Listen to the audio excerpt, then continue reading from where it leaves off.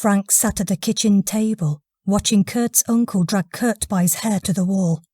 A picture dislodged itself from a hook and fell with a crash.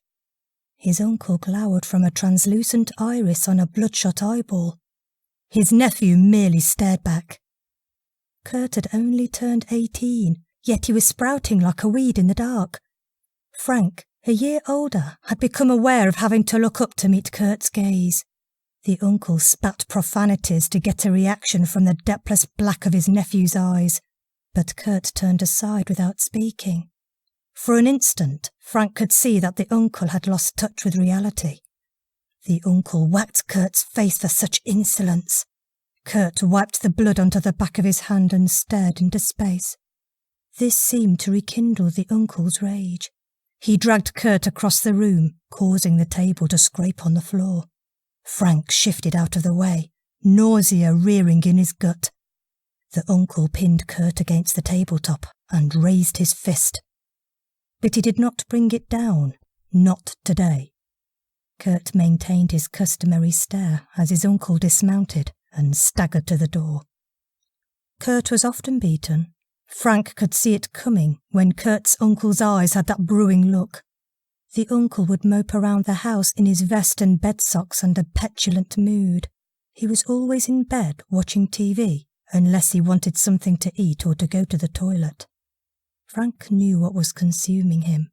In the earlier days, Kurt's uncle had bequeathed Kurt his worldly philosophy, crystallized from his duty in the Middle East and Afghanistan. Frank could see that his uncle had wanted to befriend Kurt as a buddy rather than as an uncle. His nephew did not repay in kind and spoke only for money. Frank felt uneasy whenever he visited Kurt's in a squashed-up housing estate of grey net curtains and lopsided gates. He didn't like the knife marks and graffiti and Kurt's mob rule that prodded Kurt's uncle ever further into his bedroom. Frank had never known such callousness from another human being. With self-resentment, Frank harboured secret admiration for Kurt and wishing to be like him. Kurt, lean and self-assured, attracted obsequious friends from the estate, of which Frank suspected he was the most adept creep. Frank, the class clown, they all thought, impudent, rule-breaker. It made Frank feel good to think the teachers either loved him or hated him.